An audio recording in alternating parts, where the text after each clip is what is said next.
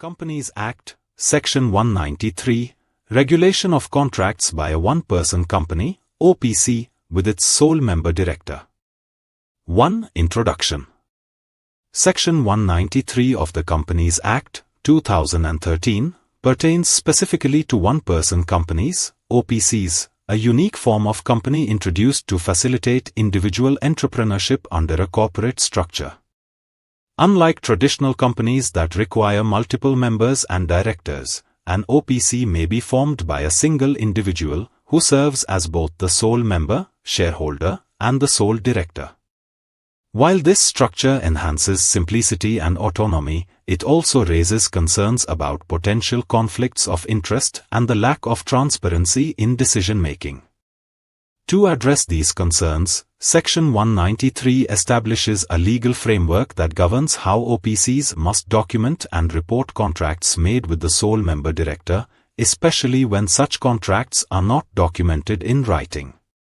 The objective is to maintain a minimum standard of corporate governance, even in a single-member environment, and to ensure that such transactions are traceable, fair, and accountable. 2. Applicability of Section 193. This section applies specifically to companies that are classified as one-person companies, OPCs, and are either limited by shares or limited by guarantee, and have a sole member, who is also acting as the director of the company.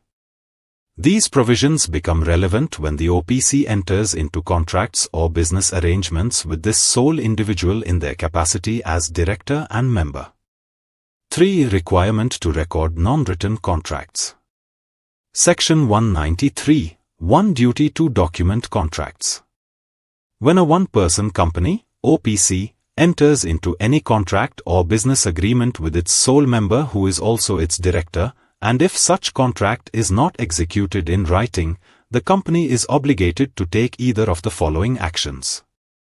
Prepare a written memorandum containing the full terms and conditions of the contract, or record the contract in the minutes of the Board of Directors meeting, specifically during the first board meeting held after such contract has been entered into. This provision ensures that even oral or informal agreements where there may be no independent oversight or witnesses are formally recorded in company documents, and hence can be verified by regulators, auditors, or other stakeholders if needed. Key considerations. Transparency. This documentation ensures that the nature of the transaction, its terms, and the rationale are traceable, reducing the risk of hidden or unfair dealings. Timeliness. The requirement that the contract must be recorded at the next board meeting emphasizes the importance of prompt internal documentation. 4. Exception for ordinary business transactions. The law recognizes that not all transactions between an OPC and its sole member director require formal documentation. Therefore, Section 193, 1, includes a proviso which provides that nothing in this subsection shall apply to contracts entered into by the company in the ordinary course of its business. This means that if the OPC is entering into routine, day-to-day business contracts such as procurement of office supplies, payment of recurring service charges, or regular professional engagements, these do not need to be documented through board minutes or memoranda. This exception avoids unnecessary administrative burden while maintaining focus on contracts that are unusual, significant, or outside the regular course of business. 5. Reporting requirements to the Registrar of Companies, ROC. Section 193, 2. Duty to inform the ROC. In addition to internal documentation, OPCs are also required to report certain contracts to the government regulator.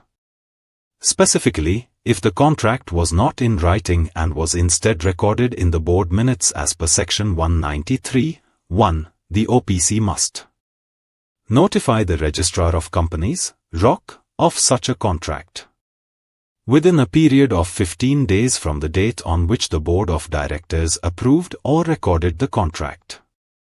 This provision introduces an additional layer of external oversight and legal compliance.